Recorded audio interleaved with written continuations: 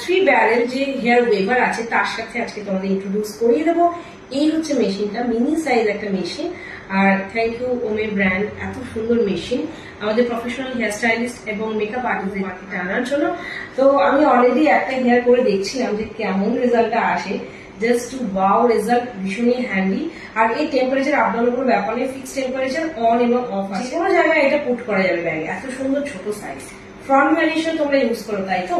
Front back যাই হোক না কেন তোমরা কিন্তু ব্যবহার করতে পারো। হেয়ারে আমি একটা স্লটে ইউজ করেছি, আমি সেকেন্ড স্লটে ইউজ করে তোমাদের দেখাচ্ছি রেজাল্ট। আর যারা মনে করছো একটা ট্রিপল টন তোমাদের ভ্যানিটিতে অ্যাড করবে হেয়ার স্টাইলিস্টরা এবং মেকআপ আর্টিস্টরা, তারা অবশ্যই কিন্তু এটা ব্যবহার করে দেখো, ইজি টু ইউজ।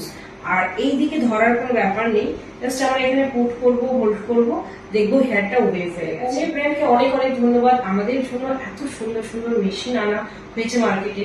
তো ভীষণই ভালো এই মেশিন কোয়ালিটি। ওয়েভটা আমি করছি, দেখলেই বুঝতে পারবো। ভ্যারিয়েশন এরকম ওয়েভ করি।